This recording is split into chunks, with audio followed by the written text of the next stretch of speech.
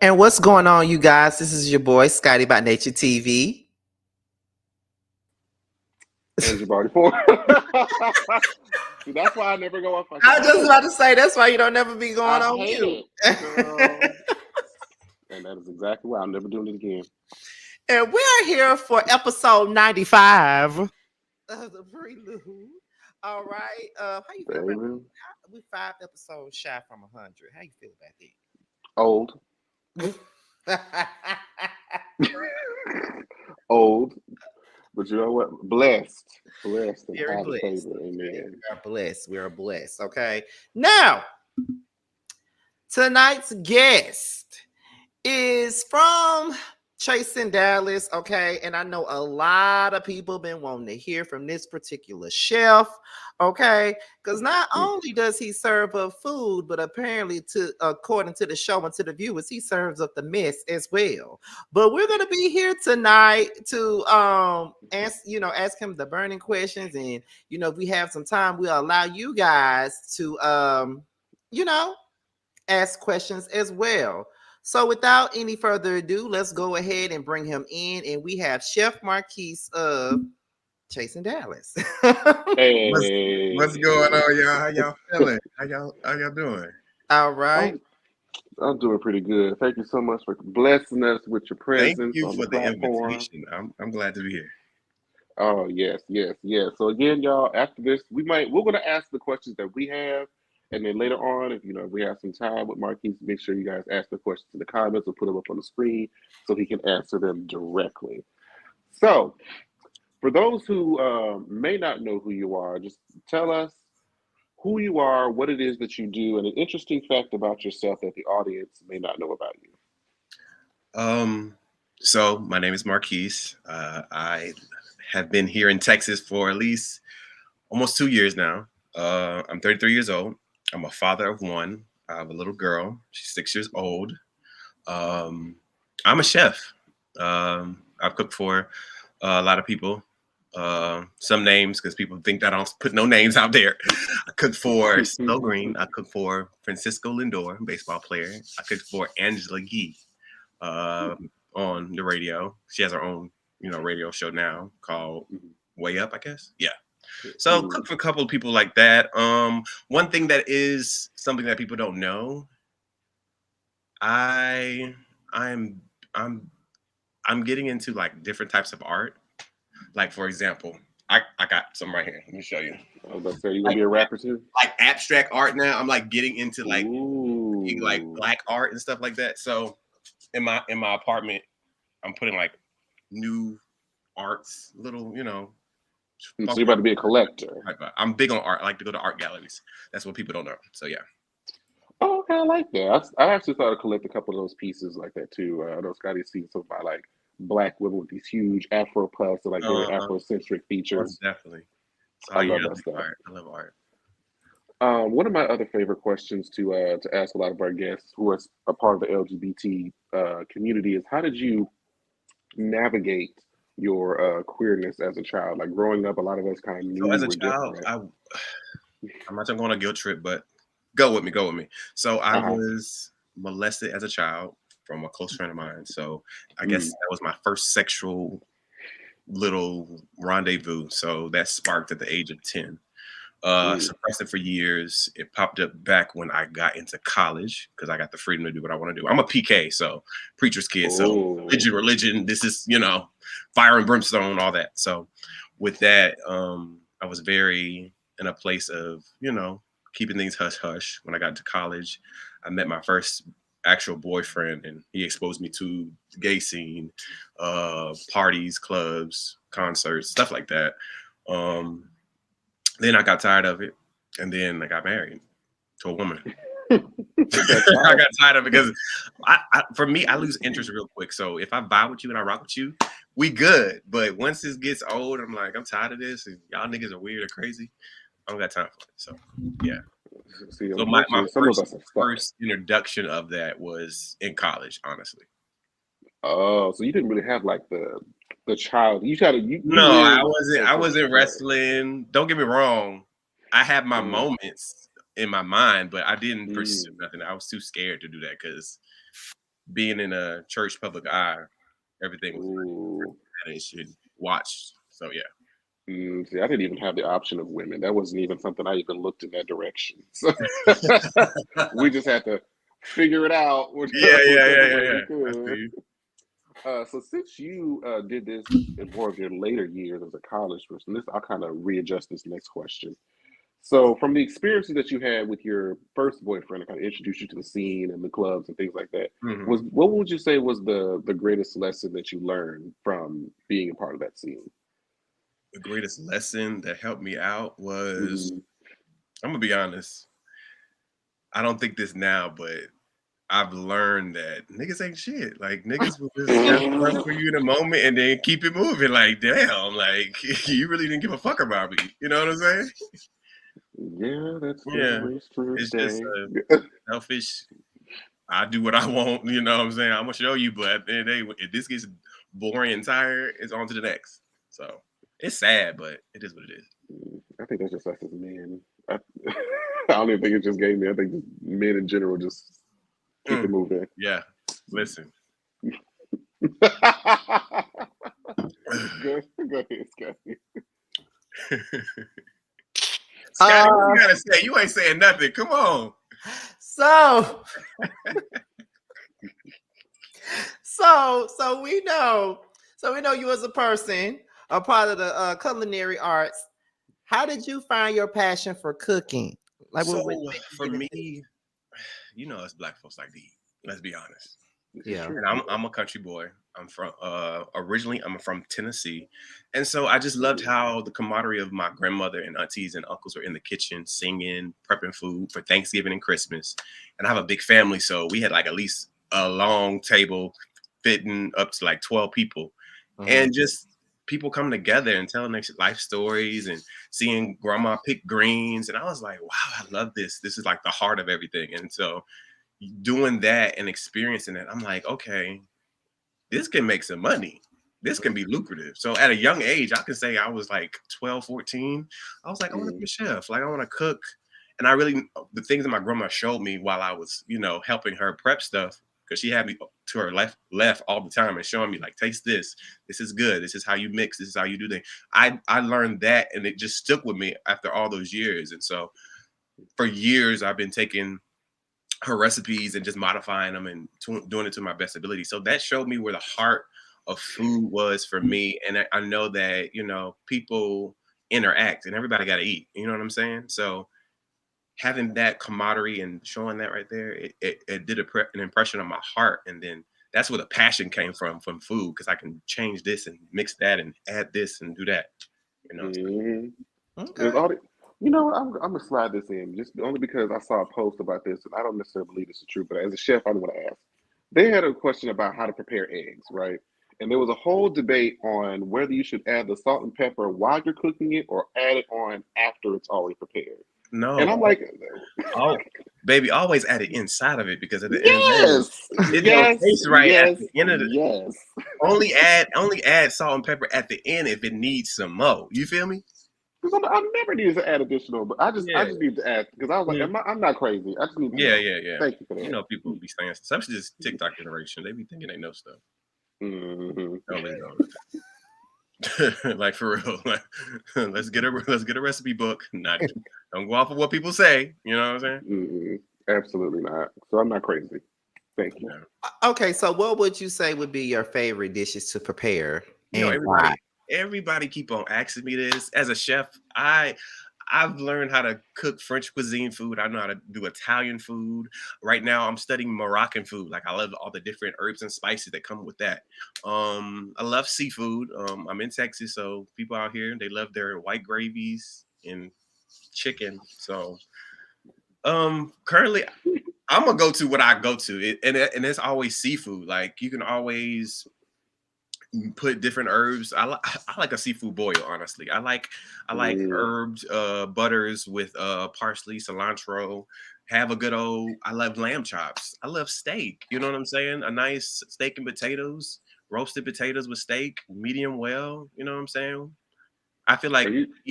and even eating a steak, you don't need A1 sauce.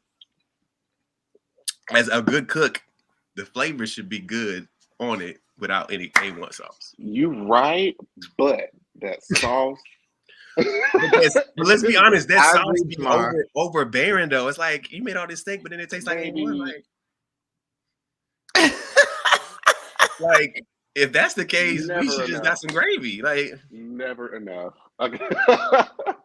That and like excessive. with a Okay. shot of sauce. I just look. If it tastes good, give me more of it. Really? You must be a ketchup person too, then, because a lot of people like to I'm put ketchup not. on everything. I I'm am. not. I felt it. Jeez. Somebody had it. Put Every ketchup time I come to Jamar house to stay for the weekend, that'd be Uh-huh. the first question I ask. I'm like, "You got some ketchup?" Don't and don't. I'll have some ranch or hot sauce though. What? I'm like, will I don't have- want will that have ranch shit. and hot I want sauce. some ketchup. Yeah, get some ketchup. For what? I'm like, you don't have no ketchup to go with your fries and nothing? Like, Look, All I need is salt and grease. all right. Come on, diabetes, high cholesterol, I've blood pressure. accepted it. All this right. why I be calling this motherfucker weird. This is why I be saying he's weird. This is the reason why I be saying it. So, I'm weird. yeah, Are we gonna talk about it? we Are we can. gonna talk about? We can. We can go there. Are we gonna talk about it? Free yourself When on this Monday. When you go to the not the grocery store, but the gas station, what do you get? Uh-oh. If I'm thinking correctly, if I'm thinking about what I think you're talking about when I get a Coke and 2 bags of peanuts. And what do you do with Oh, you a said peanuts person? Okay. And I put the peanuts in the Coke. Oh, what is that? What is that from? Where you get that from? Where you from? I'm from Mississippi. Mars. See, that is why. Wow. Yeah, I'm from Tennessee. We don't do all that, but in the Coke, what, Yeah, you pick it up. You want it soaked? it's so good that way. Why is this salty? You probably like the acid and then the crunch. Wow, I do it with it's- honey roasted peanuts. honey I've roasted. just never. This never. I've occurred never to me. heard this before. I'm gonna need you to do a whole like blog segment on this. That is different. You hear me? I don't care what Jamar's saying. I ain't hating no. I just had to put it out there. I hear you. I got you. You still a weird bitch. I'm weird. You still a weird bitch for not You having no walking- ketchup in your house. You still a weird bitch. Nah, but that's one thing. But you create a whole different concoction over there. That right there is next level. That's to be continued on that one. You know, both of y'all Mhm. can really go to hell. But however, And that's fine. And you can still eat that salty ass Coke. it's not salty. First of all, I said honey roasted. That's not salty. But you know what? I'm gonna be honest with you. In Florida, they do the boiled peanuts, and they be eating it like it's fried chicken or something. I still don't get that. You know what I'm saying? They be all soaked in the shells, and they just be putting them in the mouth and just spitting it out. I'm like, Not, we not, use their nah, I own. don't do that. very good, and they be kind of mushy. I'm not gonna lie. They be like, why you eating mushy peanuts like that? You know, Ugh. to each their own, different strokes for different folks. Look, hey, you like it? I love it, baby. Shoot. However, we know that you're working on your own seasoning called This or That. Mhm. So, what was the inspiration behind that product? So yeah, currently I'm done. It's just waiting for my labels to get in to put it on a thingy. So what came for me that what came up with the idea to make my own seasonings is for me as a chef. Yes, I cook for a lot of people, and yes, I cook for people that like food a certain way. So I was like, for me to best express myself in my brand, I feel like I need to have my own seasonings. And so one day I was in the kitchen, I was like, I'm gonna make my own seasoning. I'm gonna try whatever's in the cupboard, and I'm gonna just put this and that.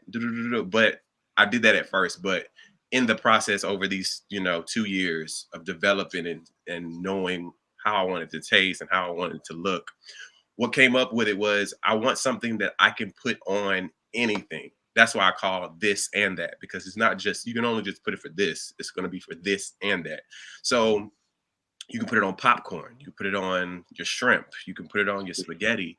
You can put a little bit on your baked potato. It's like, so I wanted something kind of like I don't want to say Lori's. You know how black people love Lori's and they put that shit on We everything. love a good Lori's and some Tony's. But I wanted something that had a less sodium intake. I want it to be 0 MSG, and I want it to be something that people can use even when they want to just, have something nice and balanced and not too much of it. You know what I'm saying? I think we use a lot and excessively, but when you use mine, you don't have to use much, and it still has its flavor, and it has different components to show that, okay, it stands out from any other seasoning that I use. Like I use Smack Your Mama. I use, regular salt and pepper, garlic powder, onion powder. So it's just a mix and mingle of what I like, and I just incorporate it together. So yeah. Okay, because I love a good all-purpose seasoning because Yeah. I hate having to get 5 different things, put it out, then have to do one and then another one, then flip it over, repeat the process. So if I can just condense it to one. Yeah, just give me one good bottle. And I put that stuff on everything. Put that shit on everything. So yeah. Now I've never been I've never particular about doing it on my popcorn. I feel like that's a little bit much when people be seasoning their popcorn and stuff. It's that's not for me. It's like I say, not too much, just a little bit. You know what I'm saying? Put the popcorn, put it in the bowl, add a little bit of butter in there, toss it a little bit, add a little this and that. It's good. You don't need nothing else. I'll think on it. I'll try it. If I can get me a little small sample size, I'd love to. See, you were supposed to come to the reunion. I was gonna give you one, but then you was like, I ain't coming. So I'm like, wah. Okay, but we have a whole nationwide mailing system that we're gonna do that. And for those people that's wondering how I'm gonna do this, because I got a commercial that's coming out very soon. It's just gonna be Shopify. We're gonna do Shopify. I'm gonna take orders on there, and it's gonna be, I'm gonna say the week of the reunion. So yeah, that's when I'm gonna have it ready. Oh, well, that's good. I look forward to it. I'm definitely gonna have to get me some because I do love to throw down in the kitchen every now and then. Yeah, you gonna have to use it and give me a good old review on social media. Let the people know. Oh, I will. I'm gonna go live. Tag me in there. You too, Scotty. Scotty look like, I'm gonna be honest, Scotty look like a picky eater. I don't know. I just feel that. Oh, you eat everything? Dude, would you say I'm picky? You seem like you're a picky eater. I don't really be picky like that. Oh, okay. As long as you got fries and he can get a Coke and a burger, he good. Very simple. And he's eating all my food. I said all my food, he be tearing that shit up. I can't wait to say. I hope you cook when I get there this weekend. Oh, okay. We'll see if we got the time, child. We know we have to go here and there and everywhere. So you mentioned earlier that you have, a lot of celebrity clientele. So how does one sort of transition into being like a traditional chef, just in the normal, circuit to getting celebrity clientele? Yeah. Got you. So for me, it's not what you know, I believe it's who you know. When I start doing celebrity clientele, I started in Florida, in Tampa. And so I was working under a chef. He was well known in the area at the time. Shouts out to Chef Javon. But he put me under his wing, and he had a lot of clients. And so he was growing at a rapid rate when it came down. I was his sous chef. So with that said, I would go do banquets with him, events with him, go to the celebrities' houses and do stuff with him. And then it came to a point where he just relied on me and depended on me to do services under him and go to different places. And so for me, that's how I started to grow. And that's what I started to be more independent. And then I was like, okay, I'm doing this a lot within a 2-year span. And then the last 5 months, I was like, I'm doing this by myself. I feel like I can do this.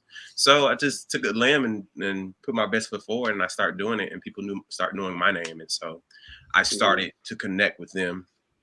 Don't get me wrong, there was some ups and downs with it when it came down to me being loyal and me still wanting to work for him. But with everything, you don't want to just work under somebody all your life. You want to start doing your own thing, right? So I started doing that. And then when I came here, I had an opportunity to cook for what's his name? CB, wide receiver. Cooked for him for 6 months as me moving here to Dallas. And I cooked for him, did a trial and everything. And it was pretty cool. I knew that he did not want to keep cook. He did not want a personal chef because he was eating a lot of other foods.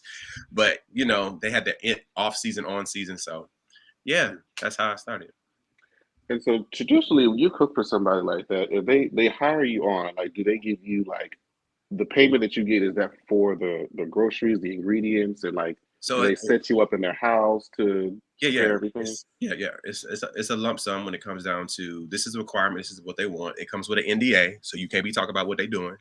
And some of these NDAs are like a year or two at the end of the day. So yeah, you get the requirement.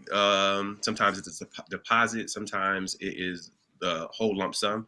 For example, if I was doing somebody a client and they wanted me for like a whole year, so therefore each and every week or each and every month we have a budget of what they can eat, what the dietary restrictions are, how much they're going to give me, and therefore I do it like that. Sometimes the food is delivered to the house, sometimes I go pick it up. I just have to be in the right place at the right time to deliver when it comes down to if I'm cooking for them each and every day, breakfast, lunch, and dinner, have the food ready for them, have the food hot. And it's, when they don't eat it, sometimes you just wrap it up nice and then they'll warm it up and do such form. So yeah. Okay, I like that. Oh, I've always just kind of wondered. I always kind of wondered. Yeah. Um, so you were part of the fifth season of Chasing Dallas, Fifth season, yes, sir. and I remember when Marquise auditioned. Yeah, I remember. Like I remember your voice. I was like, okay. I remember just thinking to myself, I said, how is this going to work with this career path amongst this group of people? You know, usually they're like Look, creative baby, people, it's they're like night and day. I'm gonna be musicians. honest. If I feel like it would be more excitement behind me if I was a rapper, R&B singer. I feel like they would really like me. I'm gonna be honest. I mean, but it's always good to diversify just because we're not necessarily Most definitely. telling the And same stories every time. I'm gonna be. I'm gonna say this. I'm honored to be one of the first ones to even be known as chef or any of that Hmm. caliber on this franchise. So I'm honored by that. And I like it. I was like, let's give him a shot. I think it's gonna be interesting.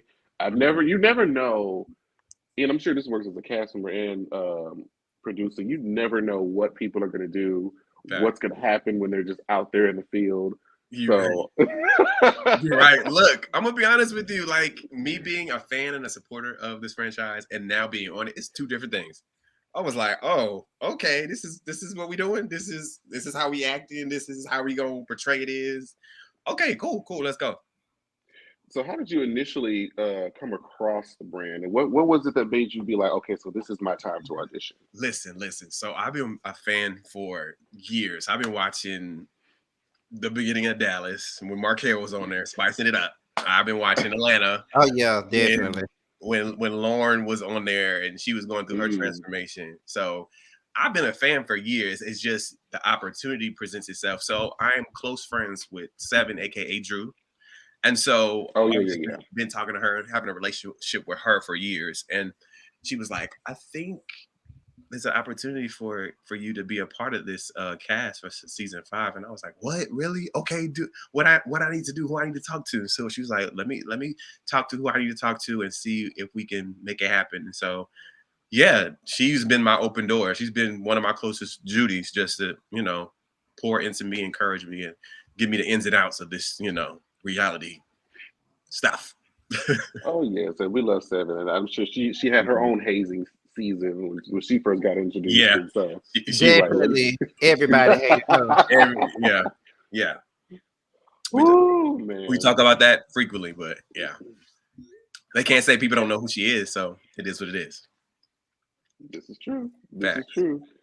And during the season, you mentioned how initially you kind of had some difficulty sort of finding your place amongst the group. Yo, it was hard because I come into a setting and I see people I've have enjoyed watching over the years, and now is my time to connect and take the preconceived notions of what I've seen on TV and getting to know them for who they are. And I realized that reality is just a part of people, not all of them. So Mhm. had to take that and be really strategic on how I presented myself. I'm not going to lie to you. It was hard at first because I was trying to find my niche. If y'all noticed in the first 2 episodes, Marquise didn't really talk in big settings. You know what I'm saying? because I didn't know what was going to pop off. I didn't know what was going to happen, and I just didn't know how people are going to relate to me or just communicate with me, because I really felt like they already had preconceived notions outside of what they heard about me. So it was kind of hard. It was kind of difficult. But once I started, I guess, mixing and mingling, and that's the thing. I see a lot of people commenting and saying that, well, he just being messy. I felt like messiness was the language for the whole season. And so I was just trying to find my way and to communicate. Like, I really felt like it was very weird that people only liked it when drama popped off. You know what I'm saying? So I was like, okay, if y'all want drama, baby, I can put that on. Let me put my acting on. Let me just mix the pot a little bit. Let me just say, well, I heard this and I heard that. Well, you sure you feel that way? How you really feel about that? I want to understand. But it seemed like when I start doing that, it was like, oh, he's messy. You got to watch out for him. But this is what the show is all about. I mean, but they say that, but then it's like, thank you at the same time. And it's like, if I'm not mixing and mingling like y'all want me to, I'm okay. Let me give you what you wanted. I can be messy. No, that's not my original nature, though. That's, you know what I'm saying? That's not my original nature, but I can do that if that's what you want to see. And just learning the whole thing about reality TV, producers like to put things in your ear and you say, well, ask this. Like, for example, that whole JC situation with the Black China, I did not know none of that. Producers were like, ask him about this and see what he says. I was like, huh? You sure? Okay. But I had to realize that you have to make decisions on when and when not to. You know what I'm saying? So yeah, because the producers are trying to just keep the story moving and make sure that keep the story alive, and they're doing their job. So yeah. What was your initial opinion on everybody when you met them? That's a good question. My initial one, I don't. So I'm gonna go from the beginning. Ted Lee, I love Ted Lee. It's just Ted Lee's glamorous. He like, he doesn't really give a fuck. He's still Ted Lee's gonna be himself regardless of who says what. He ain't gonna be bothered. So I loved his personality. Like I said about JC when I first met him, homeboy was giving something opposite of how his mouth and what he said out his mouth. So I had to adjust myself and be like, oh, okay, got you. Side eye, because I'm gonna be honest. I'm gonna drop some tea. When I first met him, he was trying to jump my bones when I first met him. Our first original scene, he was like, we gonna fuck, right? I'm like, huh? You don't even know my first or last name like that. Like, so in my head, I put him in the back of my head like I'm looking at you sideways. So if y'all seen over the episodes, there's some light shade in what I say about him, because at the end of the day, it's like the way you met me was so like off-centering. Don't get me wrong, he's good at what he does. I'm not going to take that away from it, even though we had that little hiccup. I'm not going to say that what he does is not cool. Who else? Astro. I love Astro. I like his inhibition. I'm going to be honest. He was the first person I really connected to. And that's why I feel like the whole cast was like, well, you were vibing with him. Yeah, I connected with him because he was real chill. He wasn't on no TV stuff. He wasn't on no, oh my gosh, I'm better than you, or made it feel intimidating. He was really cool and refreshing. Like, I like vibes like that. Who else? Kesey. I love Kesey, but at times it's kind of hard to understand or read him. I loved him in the beginning. I still rock with him. I love him too. But when he really feels some type of way, he likes to separate himself. So I respect that. Yeah. 7. I'm gonna be honest. I was a fan from the jump. Like, I loved his music. I knew his music way before he even came on the show. But when I realized that on the cast, I was like, man, I rock with this nigga. This nigga cool. He cool, but it kind of doesn't translate on TV as much as I want it to, because I'd be really rocking and rooting for him. But it's like, oh God, okay. So I really rock with 7. I don't know if they rock with me no more after all the stuff I've done. But anyway, and I'm learning that it's okay. It's okay if they don't. Hey, I still got love for you. I still love how they do their craft. Sean, I'm a big fan of Sean. He's the wordsmith. He's the shade assassin when it comes to this franchise. You know what I'm saying? So, but I'm proud of him. Even with his perfume cologne stuff, it's really good. So I like him. Who else? Who's on? Robert. Robert is my dog. I'm gonna tell you now. Like he's one of the ones that really opened his arms to me and was like, bro, it's gonna be okay. Because I'm gonna be honest, I had some issues dealing with the comments, dealing with people saying stuff. Because I'm a people person. I like people, you know what I'm saying? I want to be like everyone. But I realized that on this show, you can't do that to the point where you can't be everybody's friend. And everybody ain't gonna like you. You can be the nice, most purest form. Hey, how you doing? I'm just checking on you. They might just take it as, oh, you trying to be nosy. What's going on? You know what I'm saying? So I had to learn that I had to be true to myself and just have that stance of not really caring about people's opinions. Robert was the realest person when I was going through this stuff I was going through behind the scenes. Like, y'all don't understand, like, the whole situation with when I talked about my boyfriend, my ex-boyfriend, like, that stuff was like, I was dealing with the back heat of that. That whole episode when I said it was a toxic environment, people were calling me, I'm like, so I was really going through it. Even though we haven't even been together, it's just the aftermath of just putting my private life on TV. Who else is there? Jet Jeff. I like Jet Jeff, even though Jet Jeff be saying some stuff that I feel like he be doing it for the cameras at times. I like him. I really like him because the only reason why I say that is because that whole episode when we was at the cabin trip, and so he had that conversation with Seven and Astro about that whole situation. But why did you bring that to everybody else at the end of the day? You know what I'm saying? You already had a scene about that. Why are we still talking about this? That it comes off as like you're doing this for clickbait, or I guess you just wanted everybody to know your business. So it's like the way his delivery at times is really kind of like side-eyed. And I'm just gonna say, I feel like he didn't expect me to be shady or be a little bit messy when we had that sit down at the taco place, because he was trying to take it to another level. I think he was trying to make it seem like it was on a date, but no, this ain't no date. We just trying to get to know each other. I mean, when you say I want to take somebody out to get to know them, that's like that's the first thing that comes to my mind. But I mean, he's single as far as we know. But I know, but at the same time, I wasn't on that level. I wasn't on that wavelength. And he probably trying to shift and move it like that. But no, I'm trying to figure out how you felt about that whole situation, because you just made a whole scene about relationships when we ain't anyone. You know what I'm saying? Like, why we got to focus on that? That's why I was like, you said something. What did you really mean by that? Because at the end of the day, I don't really want to know, because after the camera stopped recording, you kept on going on and on and on. So let me just ask you this one more time and see if y'all notice. I've been watching the show. I've been going back because I'm getting ready for this reunion, and I know they're gonna come for me. If you notice at the end of that scene, he looks at the camera. I need y'all to go back. And watch the episode. When I finish having that conversation with him at Taco Velvet Taco, he looks at the camera like,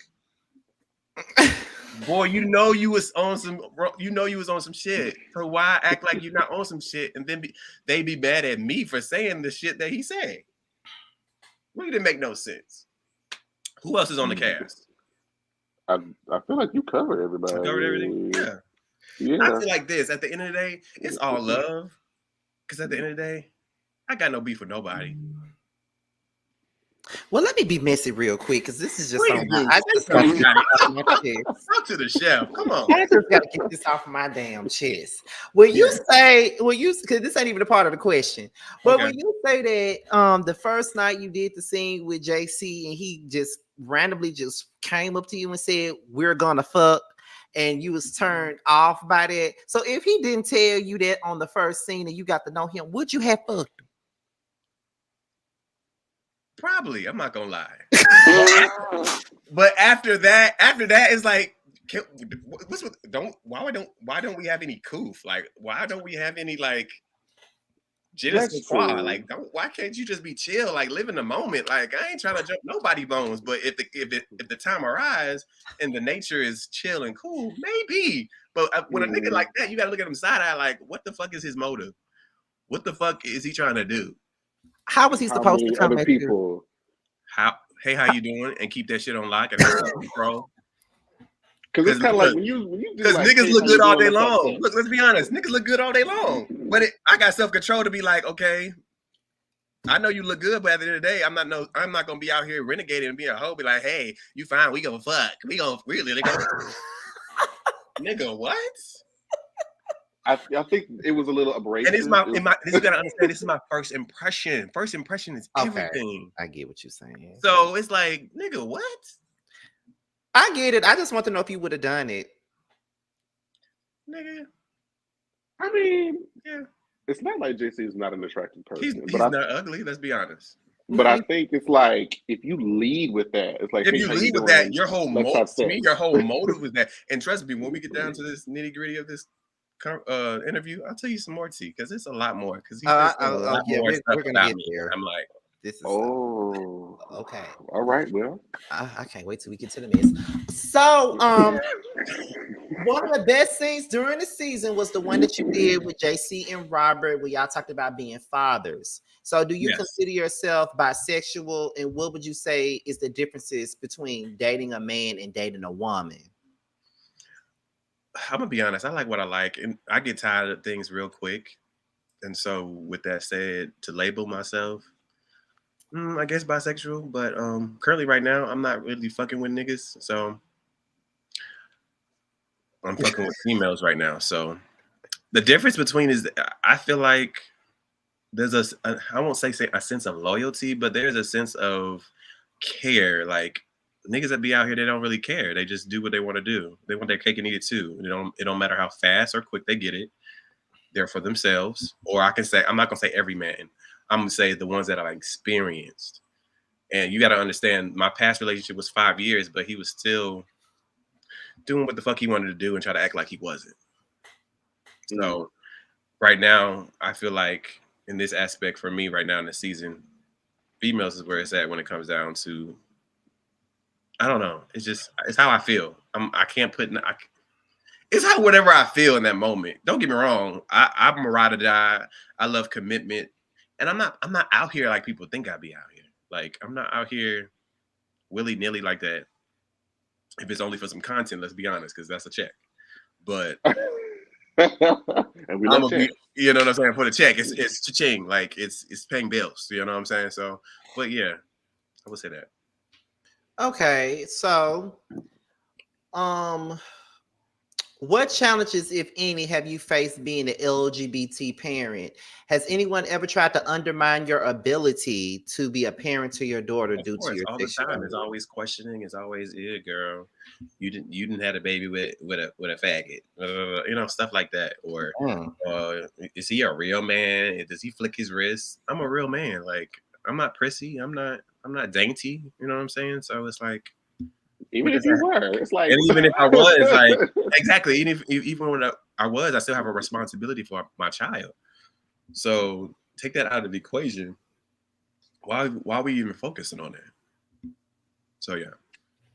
Well, I'm glad that you're able to combat that. I'm sure. Yeah, you got to, because at the end of the day, you got to focus on. I had to focus on my daughter. It's not about me. Y'all focused on me when it's spoken about making a better life for my daughter. I want her to have everything that I didn't have. So that's why I'm busting my ass out here, just trying to make a name for myself and just to level up in my career. Build legacy. And props to you for that. Thank you. Love your father. Thank you. Love your father.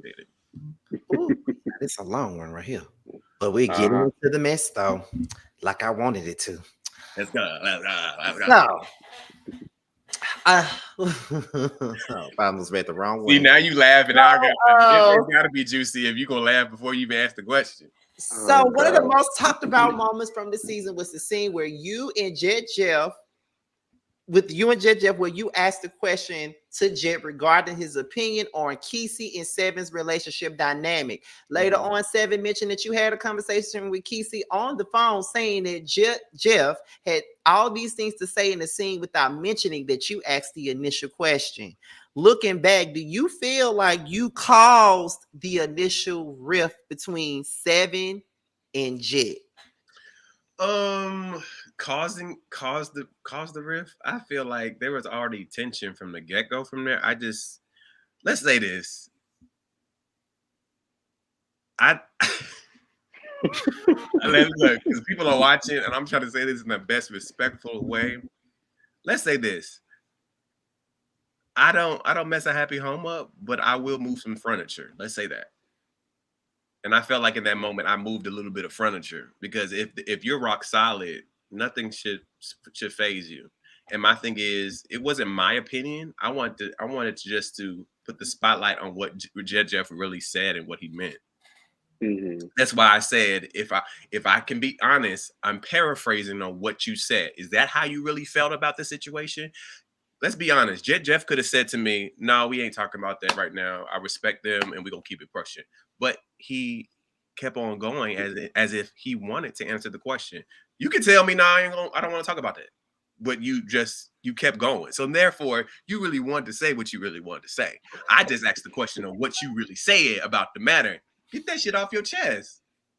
And if you don't want to get off your chest, next subject. But it was no next subject. It was like, oh, we're going to talk about this. And at the end of the day, I didn't say nothing that the viewers did not want to know. I asked the question to him. I didn't say what I felt. Why would I put on? I heard people comments saying, well, I'm putting my feelings on Jeff for him to agree to do what he want or to say what he wanted to say. That wasn't the case. Jeff said what he said, and he meant that. I didn't put no gun to that man's head. I think because looking back, I think it's because Jet said it in sort of a subtle way, and we ain't used to him saying anything, right? And you was like, "Is this what you meant?" Because it felt like you said this, but you meant X, Y, and Z. And he was like, "Wait." Mm-hmm. But he could have said no. He didn't. Not one time did he said no. Not one time did he said that is wrong to me. So I'm going off of the stuff you really wanted to say, but you didn't say when the cameras were off. So actually, now to expound upon that, because I think when Seven talked about the conversation, he didn't really specify what it was that you said.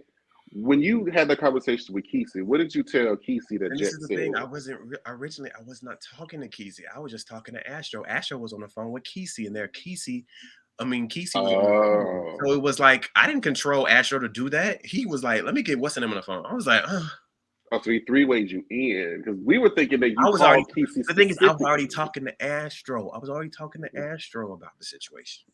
Astro took on his whatever you want to call it because they close like that. So he called him, and so therefore it made it a three-way. Then it made it. Then it was to the point where I just said, it's like, bruh, I just had to sit down with Jeff, and he said this and he said that.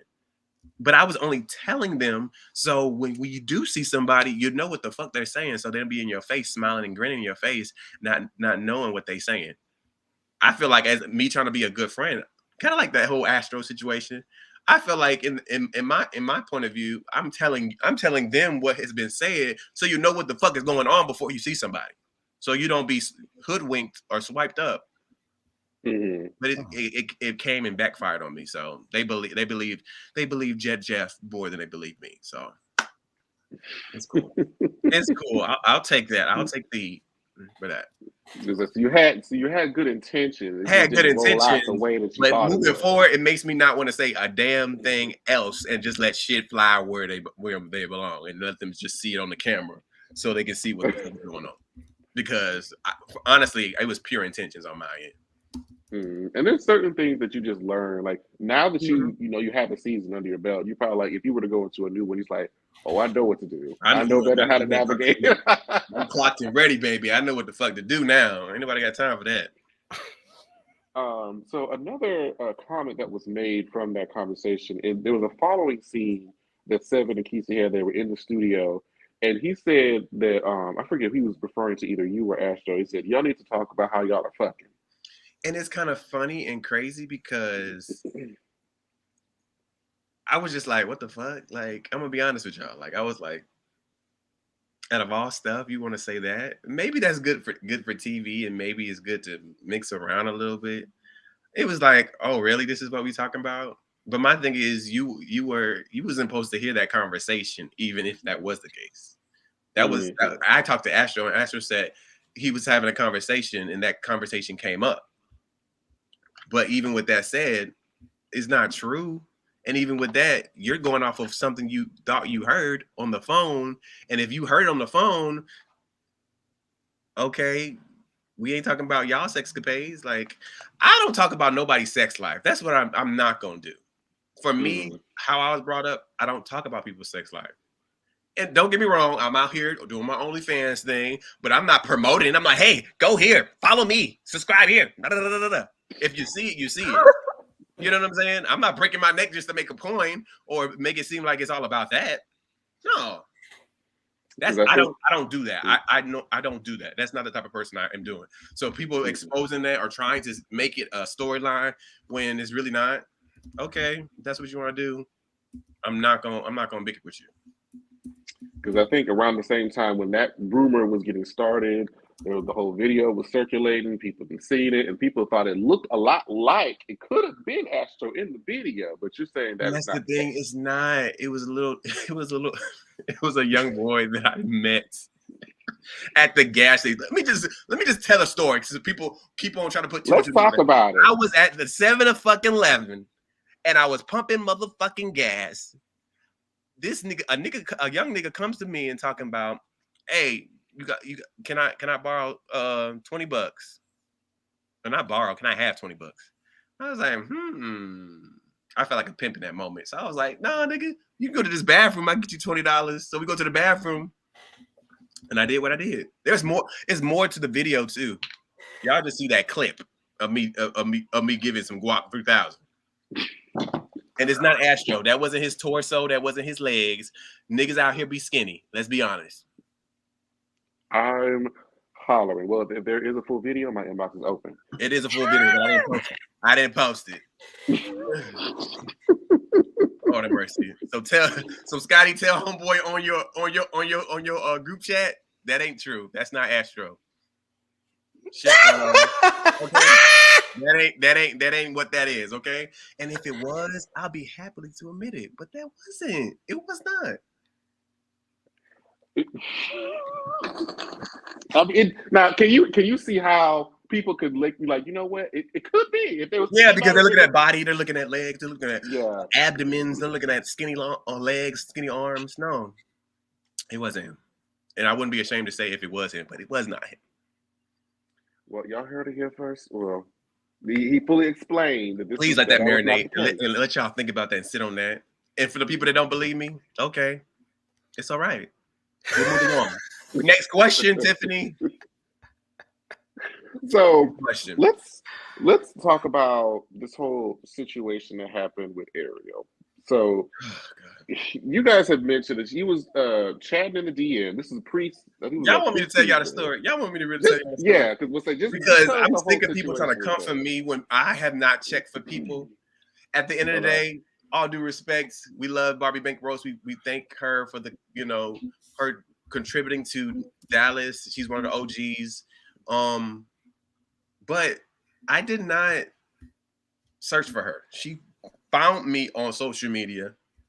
I'm minding my business. You know how you be minding your business, scrolling on Instagram, double tapping, looking at different TikToks on Instagram and liking food situations. She comes into me talking about, I would love to take you out on a date to the Potter's house. I'm like, you must know that I'm a PK and I'm a preacher's kid and I love Jesus, but I was like, oh, okay. In my head, I'm like, oh, okay. Is this how we picking up and making things happen in these streets these days? And it kind of flabbergasted me. I know her intentions were pure, but for me, that's not how you reel somebody in like that. So I was just turned off, and I was like, oh wow, that's cool. I hear what you're saying. Then the conversation changed, and I told her. Well, she told me. Because what we seen on the episode, she was like, keep on going and keep on going. What she said was she's jaded and guarded. And I don't remember her saying that. So I had to go back to the text message. She said she's kind of apprehensive to people new. But I'm like, you had all this boldness to be in my DMs, but you don't have the boldness to be transparent when I see you in public. And so I proceeded to say, you'll see me soon. I'm a part of the cast. So therefore she started backpedaling. So she was trying to backpedal and say, oh, okay, never mind. I changed my mind, blah, blah, blah. So when y'all see on the scene, when I would come up to her and say, hey, I just want to break the ice. I want to say, hey, how you doing? And I just don't want to be fake and be like, seeing you look at me and you don't say nothing. Like you were really, really going in the DMs. I just don't like that that one-sided, two-sided type of thing. So I just said, "Hey, how you doing?" So I guess she thought I was gonna have a moment and play her. So my intention really was not to play her. I just wanted to have a conversation. Because it looked like once she found out that you were part of the cast, she was like, "Oh, I don't necessarily want to mess with like a cast member," and maybe that was why she backed out. I think that's what it was. I think that was what it was. Okay, that makes a little bit more sense. Dallas is not that big. Dallas ain't that big, so. But okay.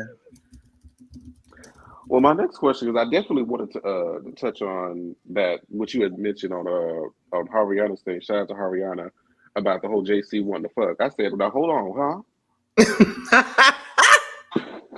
I said, "Wait, what?" But this is the tea, y'all. For me, I knew I was going to be on this show. Why would I even say that to somebody I barely know? For me, I feel like that was wrong, just wrong coup. But that's not the only time he said that. He said that when I first met him, and then when we was at the Oklahoma trip, like he was really trying to get me. Like y'all don't understand. So instead of you allegedly backing it up on 7, he was backing it up on you. Oh my God, baby! If I wanted to really back it up, he would not be in a relationship right now. Let's be honest. But that's not my angle, and that's not what I want. I want them to grow, thrive, be successful, be that couple, be that strong unit. You know what I'm saying? I didn't want that. I think I don't know what it was. I just felt like Astro was feeling a way. I don't know what the way was, or I just don't know. I don't understand. I just don't know. He said he's seen something, but I did. And if I did brush past him, I did not brush past him like I was twerking on him or something. It was me in the kitchen. I was cooking in the kitchen. Niggas was in the kitchen. For me as a chef, I could have said, "Everybody get the fuck out the kitchen. I'm cooking or I'm pouring this." But I wasn't. I was real nice. So at the end of the day, if I move across from him to get to where I need to be, that's what it was. It wasn't me twerking or grinding on that man. I don't be doing that. Like, it's just weird energy. It was just weird. Baby, when people go out of town and they get drunk, people, them niggas was real turned up. Them niggas was really drinking like that. And I'm like, I'm drunk, but I don't know y'all niggas like that. So I can't be going crazy because I don't know what's going to pop off. And then I'm already downstairs with somebody that's trying to fuck me when I'm asleep. Then I got somebody that say I'm had sex with them already. So I'm downstairs. Y'all seen the bed thing, the bump bed. They wanted me to lay in a bump bed. That I'm 6'1". My legs can even lay in there like that. So I'm now around people that I'm on a show that I really don't know like that. It's weird. I didn't get no peace of sleep. Then I had to wake up early to cook a brunch for people, and they eating. So did you actually sleep in the bunk bed? I sleep in the bunk bed. That's a whole nother story, child. That's a whole nother story. Where'd you sleep? I was supposed to be sleeping in the bunk bed. Then I moved. I guess JC did not want to sleep in the bed with Ted Lee. And then I was in the bed with Ted Lee. Nothing went on with me and Ted Lee. Ted Lee respected me. That was the next question. Baby, Ted Lee did not. A lot of people saying that Ted Lee got his lick back. No, we did not do nothing. The door was open. We made it known for the door to be open to the bedroom. Just like it was never closed. I don't want y'all to think nothing. Because I mean, like the audience can be like, "Well, damn," because Astro has slept with Teddy's man, and since we think that the chef and Astro are fucking, Teddy can sleep with the chef. Yeah, they thought this was a WWE tag team match. Like, no, this ain't that, baby. No. Got it. Well, so that I'm glad we're getting clarity today. We're getting and I hope people watch this. I hope people watch this interview because after this interview, I ain't talking about this shit no more. Only a reunion. Because people got their own synopsis of what they think it is and what they think it is. No, I don't got time. We got about 120 people in here. Shout out to y'all. Yes, what's up? How y'all doing? Y'all better get the y'all about to get the real tea. Shit, goddamn. Go ahead, Scotty. Oh, it's my turn. Mm-hmm. Okay, so Jesus. So let's also touch on this whole situation about JC's event. that you brought food for that sparked all this controversy now? It sounds more like a miscommunication where someone asked you if you were paid, and when you said no, that person then went back to JC to make it seem like you were making a bigger deal than what it was. Did you decide not to take payment because you were supporting JC for his event and because you weren't paid? Is that why you went with fruit instead of a larger meal option? Let's be honest. Let's crack this thing up real nice and quick. I hope y'all are listening right now. Ask yourself this one question: Will you ever do something for free?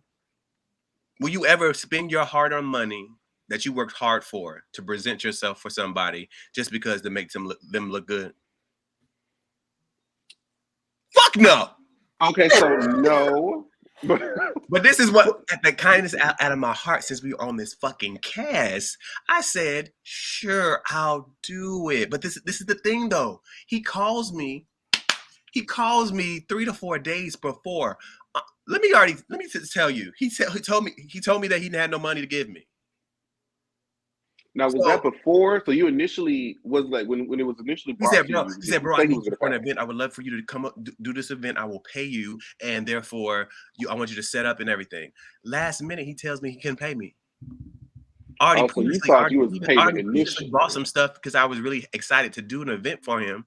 Had little sternos, had little things ready to increment things to put on the table. But then I realized that he said he wasn't going to pay me at the last minute. So fuck no, I'm not going to bring everything that I bought. And fuck no, I'm not going to set up like you want me to. I'm going to give you the bare minimum. And that was a large Costco's type of fruit tray. Don't get me wrong, I set it up real nice. But yeah, I gave you some free fruit. And all them fucking niggas in that place that you said you had celebrities at that I did not see. Only with a Claudia Jordan that was there. Is that a real celebrity? She reality just like us. But anyway, I set that up and them niggas came up and ate all that fucking fruit. My thing is this. Let's be honest. Let's talk about it. When we talk about exposure is one thing and money is another thing. But you talk about exposure. Not one time did you get the phone or the microphone and say, yo, this is my bro right here. Chef Marquise doing his thing. Here, here's his business. Go to the table. You got this and this and that. Not one time you do that. So you talking about work the fucking room. Why am I fucking working the room when that's your job? I'm in the House of Jones, as you say I am. So why do I gotta break my neck to even expose my own self around motherfuckers I don't know? But then you get mad at me, and when somebody asks me offline, so Marquise, did you get paid for that event you did for JC? I said, no, I didn't get paid. You get mad at that because that's the truth, or you get mad at it because your reputation is at hand? Are we getting mad because it's the truth, but then you want to act like you didn't do what you did? But then I'm gonna be honest. That's why I'm glad. That's why I'm glad we got that. Because go ahead and finish. I want to wait. Yeah, like it doesn't make any sense. Like, don't try to play me when I was being really genuine. When I came in here, I was genuine from the start, and people thought they could play with me because I'm being genuine. But I realized you can't be genuine with a bunch of people that are opportunists or trying to use you to make themselves look good. Let's be honest. I just know I'm not taught that way. I don't do stuff like that. If I'm gonna really rock with you and help you and help expose, I'm gonna talk to you. And like you said, miscommunication. There was no real communication. You just told me this and that and this and that. Okay, I can't pay you. Well, Chad, I don't got no money to give you. Chad, I've been ripping and running it. I'm like, okay, that's not what we plan to do. But my thing is this: I should have said, no, I ain't coming. No, but I was still trying to be nice. Still use money out of my pocket to have something for people to eat and snack on. When them motherfuckers don't care nothing about me. So the initial agreement, because I think a lot of people thought that he told you initially that you weren't going to get paid. The initial agreement was him for him to pay me. That's the shit that people don't fucking know. And then it comes to the point where you call me fucking 3 to 4 days prior and say, "Child, I don't got no money to give you." I should have recorded that phone call, but I didn't, and that's bad on me. So it's like, okay, so now that the conditions have changed, now that my output is now going to reflect such. Because I think a lot of people were like, oh, he knew he wasn't going to get paid from the beginning, but then he's asking to be paid later. And I think that's where people may have gotten. No, I did this out of kindness of my fucking heart, because at the end of the day, you got all these motherfuckers in this building and they looking for food to eat, but you don't have nothing to serve, but then you depended on me to eat. feed all these people that are non-celebrities that you say celebrities was in there. That's the shit I don't get. Like you're saying that you had a room full of celebrities, work the fucking room. I'm looking like, where they at? Because if it was real, I'm gonna be honest. Let's be real, 100. If there were some real celebrities in there, I probably would have felt some type of way of me just giving a fruit tray, and I would have been honest about the situation. But I wasn't. I didn't feel no type of way of feeling bad because I put some fruit up there. The motherfuckers came up there and ate all that damn fruit. Especially you didn't put no money in my pocket nor expose me. Really? Oh my goodness! Because one thing I was thinking, like, if you like Scotty, for real though, like, you really think I'm gonna come and spend my hard-earned money that you say you wasn't gonna pay me? I should have not showed up. I should have just not showed up. I should have not. I was being too fucking nice. Oh my god! Then had the audacity to say, "Work the fucking room." What? Then I'm gonna be honest. Claudia Jordan was up there with the mic and said, "I'm not even getting paid for this. You want me to host?" I'm like, she said that. She said that on the mic. Yeah. He was like, "You're not even paying me." He was like, "Thank you so much to Claudia. Thank you so much." I'm like, if he ain't paying her, he definitely ain't gonna pay my ass. Who am I? Shit. Oh Lord, I'm screaming. Moving on. Anyway, we wish him the best. Amen. Go ahead, Scotty.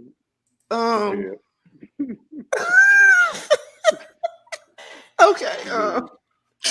We arrive at the cast trip to Oklahoma, and things get a little crazy between Astro, Jet, and Seven, with Jay-Z. Not Jay-Z. Oh my God, Jay-Z was singing the Spanish song. And called Jet Jeff J-Lo, and the audience felt like it was a bit insensitive. In the moment, did you feel like Jet Jeff was being ganged upon? I did think he was ganged upon, and I'm gonna be honest and real transparent with y'all. I felt like I wanted to say something, but I felt like I had no dog in that fight like that. So I felt like if I did say something, my words would not go nowhere, because them rappers, they got their own love language. They got that competitive. I don't get that. I don't understand it. So for me, I really felt like, even with JC saying that stuff, he could have just chilled out. Like, I know he was trying to, I guess, make a moment or put his 2 cents in there, but at the same time, let them rappers deal with their stuff. Like, too much stuff going on. Let them talk about it. At the end of the day, I feel like him inserting himself like that. Don't get me wrong. I did like that moment when when we were both geeking about Kelly Rowland, that whole situation with Kelly Rowland, what he said, Destiny's Child. That was hilarious. That was like I like that part of him. But that other stuff, it can be very extra. I feel like in that moment, that whole interaction, I know everybody was drinking, but baby JC was drunk. Lit tea. I was like, damn, I'll have what he's having, honestly. Because he was real amped up. Like, I was amped, but he was really amped up. Because, in the moment, I think a lot of people may not have noticed, kind of what was happening, and they kind of glossed over, and people didn't realize it until after the fact. And so I was just wondering, like, how I was like, damn, y'all being real racist. If y'all not being racist, y'all really making that boy feel some type of way. He already don't have his Ace Boon Coon here to bounce all that stuff off of. So he probably felt like he was alone. And one thing about it, he stood on business. He never backed down. I'm proud of him for doing that. It showed me, like, wow, I really respect him, because it can be really intimidating, and especially it can make you feel like you're isolated and alone, especially when everybody got an issue with you. You know what I'm saying? I definitely agree, and I think that's one thing I regret. I regret that I didn't say nothing. I'd be like, yo, let's chill out. Let's talk about something else. Because this right here, it ain't worth it. We bickering about what? And all y'all gonna go back and do the same thing over and over again? No, let's let it go. And there was nothing that we missed or that was taken out that we didn't see that was said that you can recall. No, that was all of it. All right. Well. All right, Scotty. Oh God, I'm sorry. I've been laughing so much this interview. Oh my God. So The next day we see Seven and Kesey get into an argument due to Astro telling Kesey that Seven said he's single and he saw you backing that thing up like Juvenile on Seven in the kitchen. Do And then you feel Not Astro Juvenile. straight up lied about that interaction, or was there some truth to what was said? We kind of touched on it earlier. that Astro lied about that. Astro lied about that because I was not backing it up. There wasn't even no music playing. Like, why would I be backing it up on somebody that ain't no music be playing? Like, no, that wasn't truthful. And then the aspect of this, like, he calling and telling Kesey about the whole situation. Now Kesey looking at me like this nigga didn't do ass back on my man. That's not the case. Trust me, that's not the case. If I was on some whole shit, neckhead whole shit, like I would have tried to make advancements at Seven, but I was not on that. No.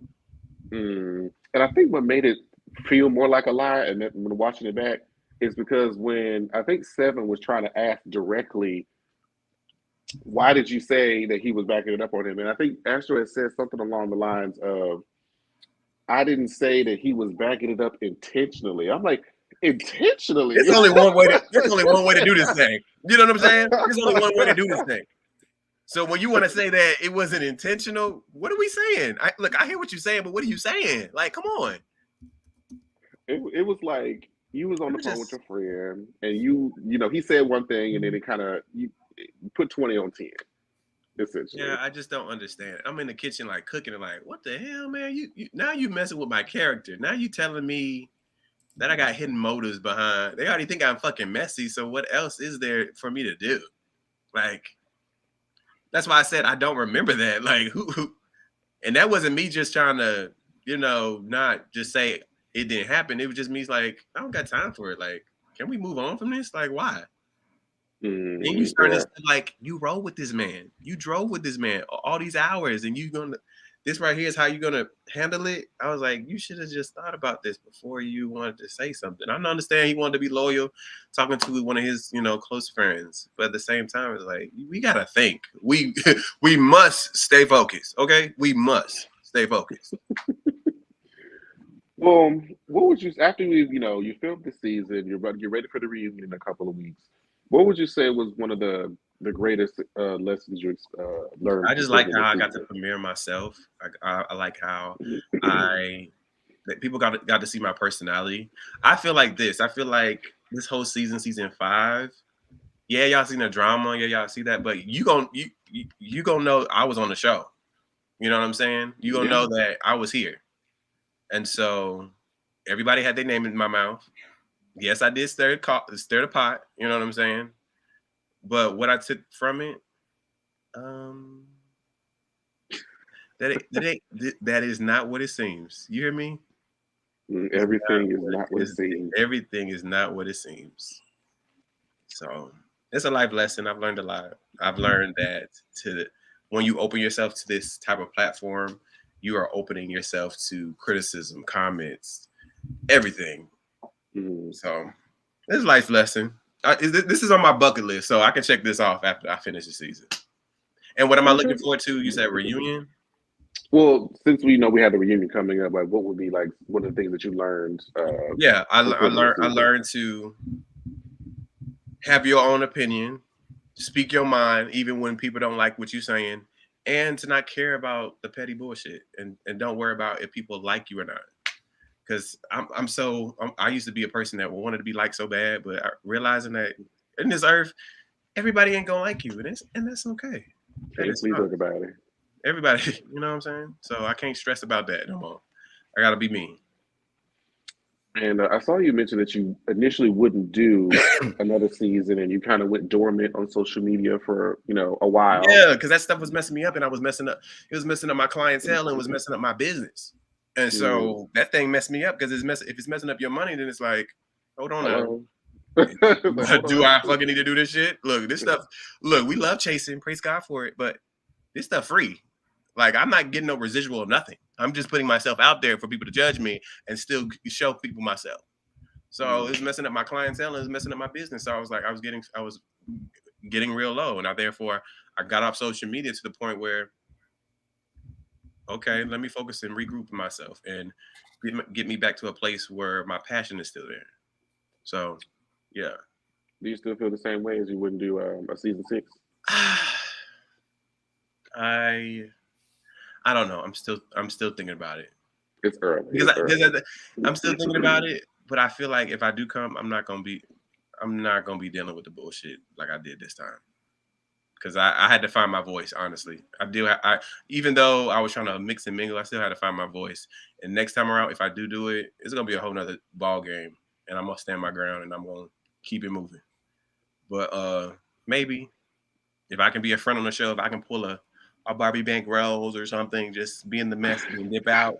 Not do too many confessionals, but do the right amount ones and then dip out. Maybe, but yeah, Not you want to demote yourself. It's like I want to be here. I still want to be in the full capacity. yeah. I don't want to be. Look, I don't want to be in the full capacity. I don't want to be obligated like that. So, what advice would you give to somebody like the potential new castmates that may come for season 6 who have never done reality show before? If you could sit them down and kind of prepare them for what they're about to experience, what would you say? I'm gonna say stay true to yourself. I'm gonna say be so involved in who you are that when people want to talk about and ridicule you and try to size you up and try to make you prove yourself, you don't have to prove yourself. Just be you. When you be yourself, you can just understand. What? Thank you for interviewing me. I actually responded to. You was supposed to read that, but Oh, I'm like, okay, my bad.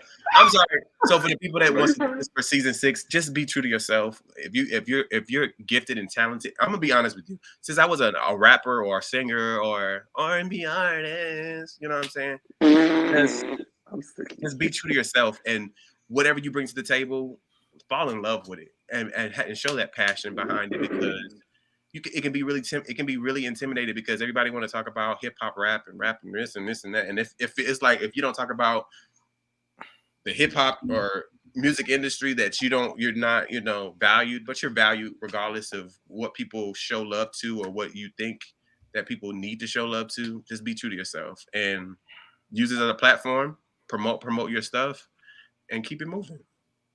Don't let this platform be the end all be all. You still have life outside of this. So don't allow this show to validate who you are.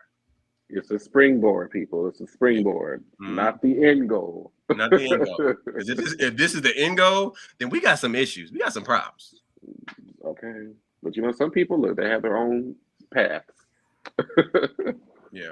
All right, Scott, you up next. okay. So I think the game is next, right? So do you want to do we do the game first, or do we allow them to ask questions in the chat first? I would actually substitute the game for the chat because he kind of did it earlier. Okay, yeah. So All right. So for those of you in the chat, if you got any questions that you want to ask, we will take those questions for the next, I'll say 10 minutes. Any questions? Because y'all been trying to ask questions all night, and I don't feel like going back to find them. So put them back. There was way too many. Y'all are crazy. I just want y'all to know. We have about 127 people in here watching live. Shout out to y'all. This is like Fox 5. Let's get it, man. Let's get it. Okay, I think this is a good question. Week says, let's be honest, Chef. You claim to have done your research on the show, so why didn't you create your own narrative and showcase your chasing from the beginning? It could have saved yourself a huge headache. Because I'm new to reality, and when you're new to reality, kind of like when you're on here looking at us doing what we do, it's a different thing. And so I did not know how to navigate through that process of doing that. There's no rule book to this stuff. It's just action. So with that said, I feel like I didn't have the proper tools on how to navigate through this. Yes, I watched the TV show just like you on your couch, watching, commenting, but it's a different thing when that a camera is turned around. So yeah, I'll say you're right. A lot You're right. I could alleviate a lot of headache, but you got to navigate through this in your own timing. I think a lot of people who do transition from being a fan of the show to the cast member, they have a preconceived notion of what it's going to be like. Mm-hmm. And then when it actually happens, it's usually completely different and they're kind of taken aback. So they usually need like that second season to really be like, okay, now I kind of know what to do. Yeah. Mm-hmm. Most Mhm. definitely. Okay, so let me see. That was like I said, that was a very good question that they That asked. was. Thank you so much for that one. If you return next season, will you pay and air 8 commercials like your fellow castmate? Look, Prophet, go to hell. Prophet Misfit. The door. I don't know what that is all about. But you, like I said, you don't have to do so much. Can we just zone in and focus on one thing? You know what I'm saying? Like, I understand everybody trying to make their paper, but if I do come on next season, simplicity is more powerful than anything. I'm not gonna be posting this, posting this, posting this, posting this. I understand we trying to make money, and I understand we trying to make a livelihood, but it don't take all that, and it gets over excessive. It gets like really, it gets annoying after a while. And then you got to ask yourself, am I really benefit from doing all this? Stick to the candles. That's all I'm saying. Stick to the motherfucking candles. Okay, who all was in the hot tub and what was going on? That's a question, not mine. What's his name? How you say his name? I think it's Bo B. Okay, Bo B. Who was on? I'm gonna be honest. Who was all in the hot jacuzzi? Because I had fun. Like literally. It was me, Astro, it was Lee, and it was JC. Yes. And what was going on? We had a good time in Oklahoma. What was going on? What did people do in the hot jacuzzi? Like we were playing in the water. Like, what do you mean? I mean, if you ask the question, what do people do in a hot jacuzzi? That's a very loaded question. That should go. It's a very loaded question, Exactly. and I think you know that it's a very loaded question. Let their minds race. Because So in so many words, you're not gonna answer the damn questions. You're just gonna let them think whatever they want. We were in a jacuzzi. You want to know what really popped off? Because I got nothing to hide. What really popped off? We was in a jacuzzi, and a majority of us was naked in the hot jacuzzi. We were just vibing, chilling. So y'all were just vibing. Nothing popped off. Trust me. If anything popped off, I would have said it. But nothing popped off. We were just. Like, baby, when you have people, the gays get together in water, naked, liquor, orgies, something going inside of something. I don't know where they've been. No. The closest thing I'm gonna do is be in that tub, hot, boiling, so the bacteria can burn off our skins in the water. Oh, okay. Yeah. I think that answers the question. So they was in there, but they weren't in there. Okay. Nikki messy, but she put this question in here twice, so I'm just gonna put it up here anyway. Chef, out of the chasing panel, who would you hunch? No one. Y'all see how he just publicly yes, no one. After indulging and being around and seeing personalities and seeing how things pop off and see how people think outside of what it is, no one. Oh no, he wasn't talking about like he was talking about the panel. They were talking about the show. Oh, the panel? Yeah, that's what they were saying. That's what Nikki said. I thought you were talking about the cast. Oh, the panel. Let me think. But at least we know that you weren't fucking nobody on the show. The panel, that one in the corner. What's his name? Jay. He irks me. I don't know. Oh my god, not. If I say that, then if y'all try to ask me on there, I would talk to what's his name? Trey. What's his Tremor? Tremel, yeah, Tremel. He's dope. Oh, he cool. Tremel somewhere in the chat. How you doing? Everybody wants Tremel, child. From the looks of it, he's a talented individual. No, I'm kidding. No, he really is.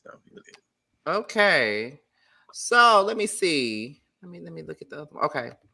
So why do you apologize to when you later feel you're in the right end? Some examples: JC, Ariel, and apologizing to Seven for the Jet Jeff conversation. Why do you feel? Hold on. Why do you apologize for situation later?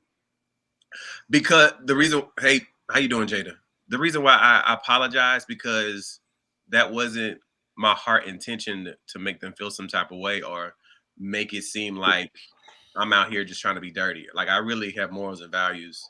Outside of all of that, like we can be messy, we can be shady, and we can say what we want to say, but to let them know like I'm a real kindred spirit and I understand the effects of what's going on, of my actions, I'm apologize because I don't want nobody to do that to me. That's why I apologize. And it's not because I'm just saying apologies, just apologize. No, I'm really apologizing. Like, damn, I made you feel some type of way. I apologize for that. Okay. Let me see. What's up with the OnlyFans? Christopher Law. It is currently shut down. Currently, right now. I would say some stuff, but how y'all niggas out here be doing is always doing research and trying to figure out what's going on. So it's temporary shutdown. It's gone for right now. Okay, because that was a question that kept popping up. They want to know what's Oh going yeah. on. Girls just want to see nasty stuff. Yeah, they do. Let me see if there's any more questions in here. Okay. So you ain't hunch Astro. No, I did not. Look, if I did, I would say, yeah, sure. Okay, wow. But no. So now that's on document right there too. So everybody can know. You didn't catch it before. It ain't happening. I think that's it. Don't get me wrong. Don't get me wrong. There has been some sexual tension, but actually hunching? No. So y'all want to fuck? No. Well, and that. Let me say this. I did kind of, but no, I'm good. So I didn't want to be messy because I was on the show. I'm like, if I do this, this is what's gonna happen. They're gonna expose all this stuff. I was trying to be really strategic in this because I was like, I might not know a lot about reality show, but I know about if you do something, it's gonna be exposed. So I was like, nah, I'm good on that. So you're just like, nah, I'll pass. I'm like, kind of like an Ariel. Nah.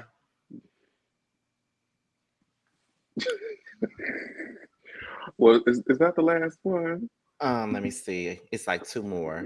Would you consider an OnlyFans reboot where you're possibly are cooking in chef fashion? Come on, just patches. Look. Yeah, I'm thinking about it. I'm just letting you know. Like, I'm thinking about it. Like, I'm really thinking about it. I mean, that's a way to cross promote. People love it. Yeah, they look, especially if they're gonna give top dollar. You know what I'm saying?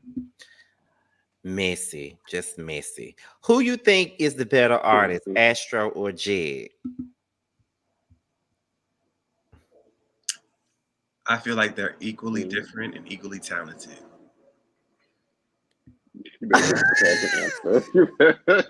No shade. That's where I'm gonna stay with that because I'm not a freaking rapper. So next question, please. Okay. Let me see. Someone says it was a tension that led close to a hunch. With who? Astro. Astro, child. No. Okay. All right. Since Raven said I didn't ask any of her questions because I didn't see her questions. Honestly, these questions were going by so damn fast. You must have asked them early on in the interview. That's probably why I didn't ask them. Oh, I ain't going all the way back up. I didn't scroll back. What's his zodiac sign? We trying to settle some. They have been asking it ever since. Lord have mercy. Y'all trying to figure out who I see. This is the thing I don't like about zodiac signs. Zodiac signs give the Oprah opportunity for people to judge you off of something that they don't know you off of. So with that said, I'm gonna say I'm a child of God. Like, praise God. Oh, please. Just when's your birthday? People would have said Libra. Somebody did say Libra in the chat earlier, but if that's what you want to say, yeah. Oh. Do you want to get married one day? From Tremel. Of course, Tremel. Good to see you, sir. So much for dealing with the female. Let me see. Would you purchase a JC waist train? He's so messy. Ask yourself this one question. What's the difference between the ones that are on Amazon and the ones with the logo with House of Jones on it? No, I would not.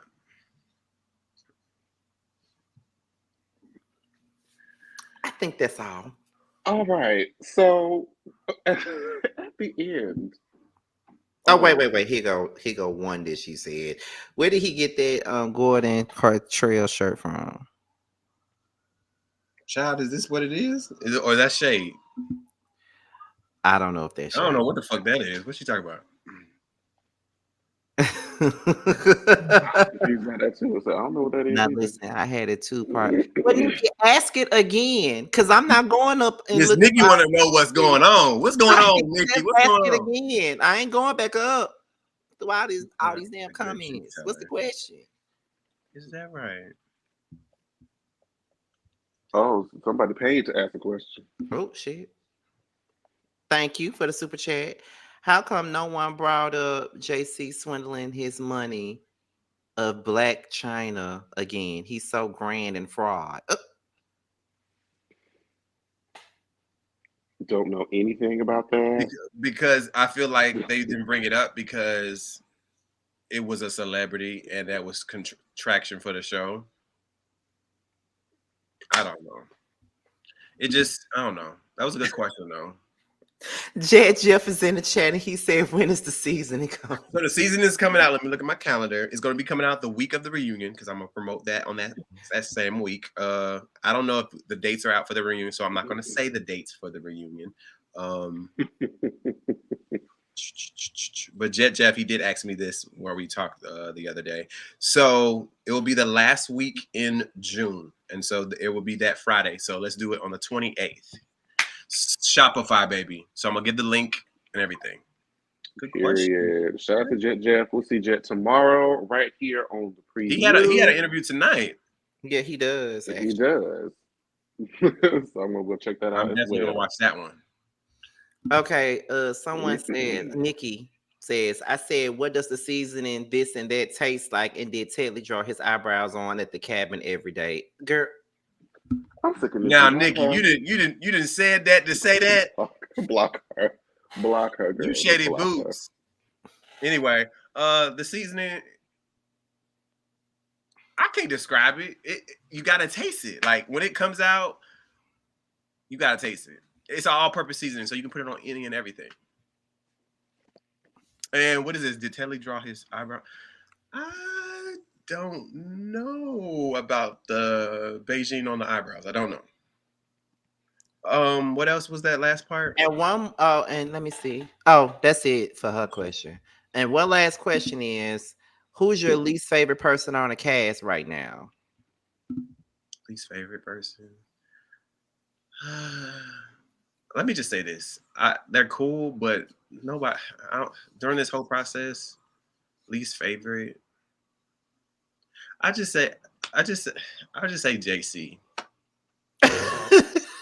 Like and I'm not trying to be shady or not. If you want to be honest, how I feel, least favorite. At first, I liked him. I still do, but I'm looking side-eyed because I don't know what to expect at this reunion. So, yeah. Oh, okay. Well, that's about it then. Mm-hmm. Well, at the end of all of our interviews, first of all, I just want to say I thank you guys for interviewing me. I have not done a lot of these, so you guys made it real comfortable, and I thank you for the questions that you asked. And it felt like I was just talking to my homeboy. So, Scotty, you do an amazing job. Jay, you do an amazing job. Keep doing what you guys are doing. And if you need somebody, to interview later on in the season, let me know. I'm up for it. All right. You already knew. As I said, we did our jobs. That's all I want to know. Yes. Did a great job.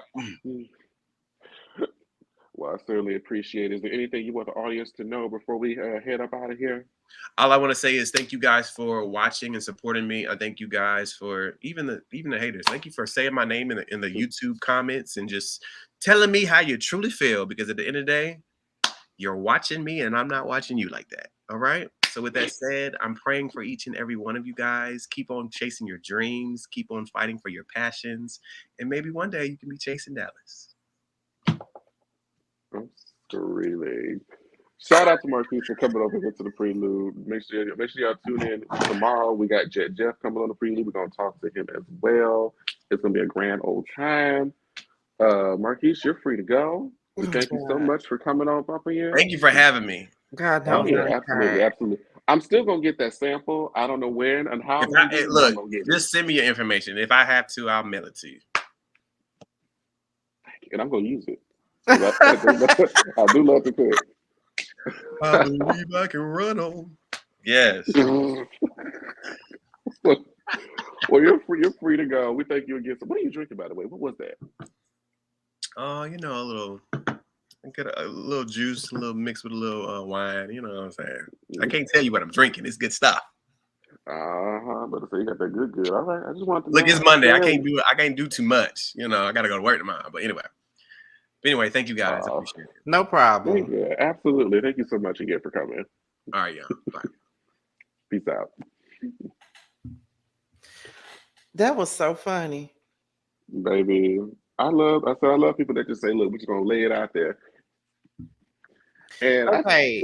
So let me just say this. Because they was pressing, somebody was pressing in the chat, maybe two people was pressing in the chat, wanting us to ask him why he don't like Jeremy. Why would we ask him that? Because he bad enough he said that the man irk him. So I'm not gonna ask him that so it can be y'all know more that Jeremy has passionate opinions. Y'all know that Jeremy has passionate opinions. Yeah, a lot of them don't like him on this show. A lot of them don't. That's why they don't come on the damn panel. So And that's fine. And that's fine. and that's It's okay. that's part of his personality. We still want the opinion. It's not like y'all want Jeremy off the show. So it's like he's still gonna always be there. That's just Yeah. his approach. Y'all know why. Right. Y'all know why. Y'all know why. So why would we ask him? It don't matter if he like him or not. It don't matter. Shit. Everybody don't like all of us on this show. Okay, look, people have been public that they don't like some of us on this show. But it don't matter, we still gonna be here anyway. Exactly. I want you to ask him that. I also feel like it's a testament to what we got going on over here that everybody's like, look, I don't want to talk about this no more, but I'm gonna talk about this with y'all. But he did, but before we came, he did say he would come on the panel though. He did say that. Mm-hmm. So for those of y'all that want him to come up there, he did say that he will come on the panel. Now here's the thing. Now if he comes on the panel, Jamar and I won't be asking. I have nothing to say at this point. I have nothing left. So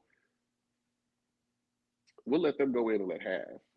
Right, we won't be asking a damn thing because we already asked what we needed to ask. It's Carl, T, Tremel, Jip, they can. You know what I'm saying? So I knew exactly why he didn't like Jeremy. I just wanted to be messy. Okay, and that's why we didn't ask the question. At least you admit it. We recognize that was what you were doing.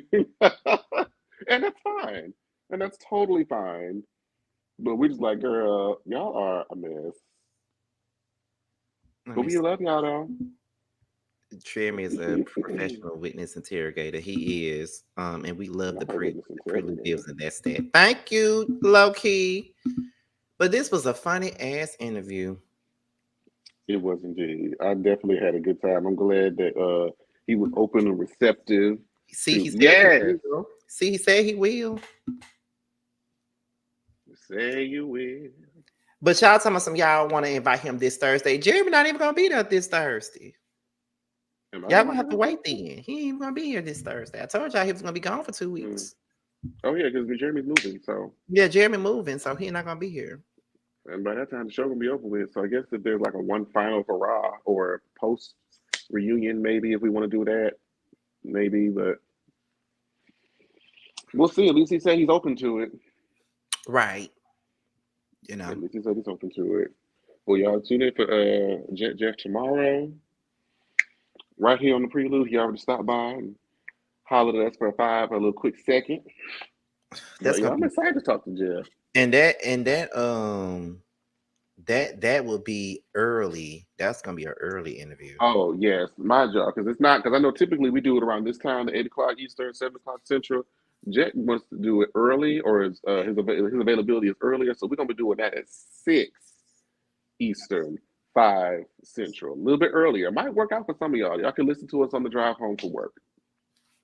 Right. Let me see. Tremel said, I won't be asking any questions. I'd be skimming through the show, so all I know is that he fine, and that's all I got questions about. Well, he think you fine too, so you go see what's up with it. Ooh, my Child, when daycare the said season's that. over, I don't want to talk. I don't want to talk to them no more. Honestly, when Orlando, Girl, y'all gotta let the season finish. Let them finish out their contract, finish out all their episodes, finish their reunion, and then we'll talk about Orlando. Which, mind you, I'm very excited for Orlando. I'm very excited for Orlando. We got new babies coming into the family.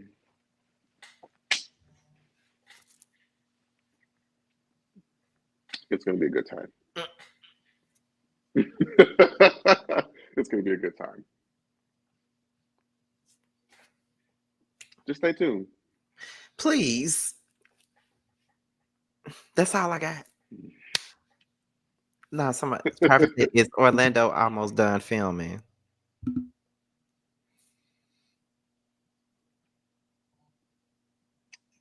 um, sure, pretty much. Let's go with that. It's coming. You can rest assured that it is definitely it's coming. Yeah, it won't be long. And how many more weeks we got with Dallas? Because I know this is about to be episode I think 11. I think they do finish the rest of the month. Okay. Well, because they have their finale episode, which I think is at the end of the month, and then there's usually like a 2 week period before the reunion comes, Oh yeah. So yeah. So the and rest. So the basically, the reunion's end of the 2 parts. month we'll be done with this. Basically, by the end of the month. Yeah, Dallas will probably end like the week after the 4th of July, maybe. So Cute. it'll Give us be a fist fight to. Prophet just want everybody to kill each other. That's what it is. Oh God. Well, I don't know what else we got to say about this interview. It was funny though. I know I laughed till I cried tonight. I needed that because I was a mad bitch before I came up here. Well, let's see. K-Star said that he always disliked Dallas. Y'all got to give Dallas more credit. What he said, Traveling season. Oh, yeah, he was just agreeing with what Carl said about he don't want to talk about it. But like Markel, not Markel. Marquise said he don't want to talk about it either. Because I feel like once you're in it and it's like you lived it, then you got to watch it again, then you got to reunion about it. It's like, girl. I guess Tremel singing the Marquise the same way Carl been clocking everything I post on my story today. Get Oh my Bando God. rolling his eyes. What Carl laughing at me for? What I done did? Huh?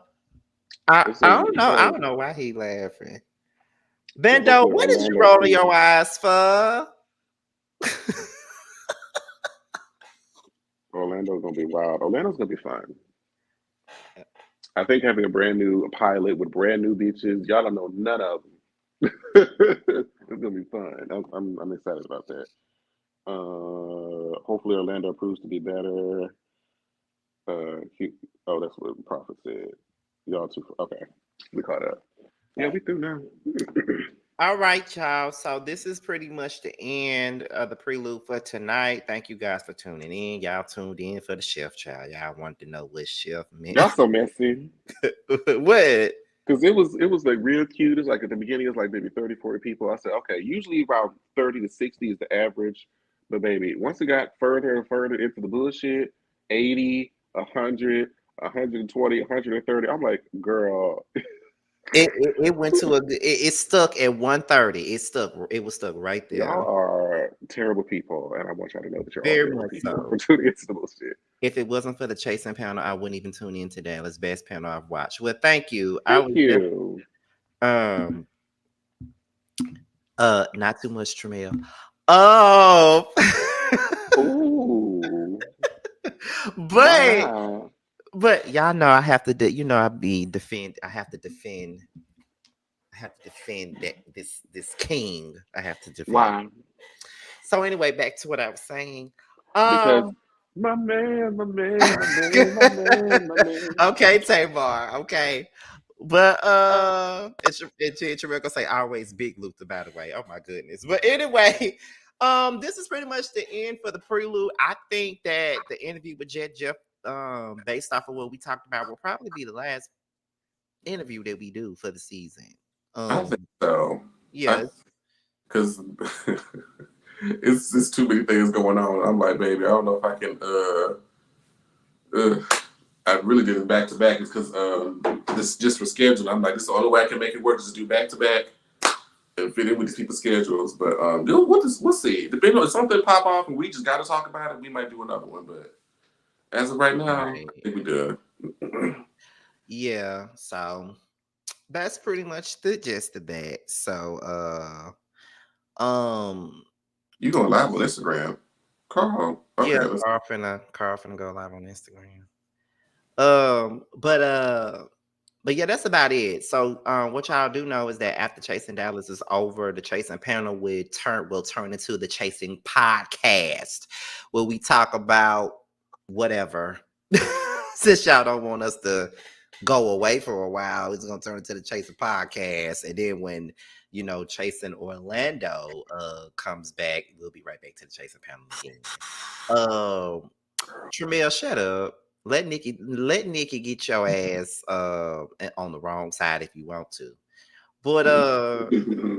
But anyway, we are out of here, and I guess I'll go over here to Carl's Live and see what the fuck that bitch talking about. And that's about it. So no, we will not be covering no damn baddies, honey. Not the Chasing panel. I don't want to talk about baddies. All they do is they do is stand in the circle every time and fight. That's all they do. Bitch. But anyway, we out of here. And if you want to, you can go over there to Carl's Instagram and we'll be over there. Bye, y'all.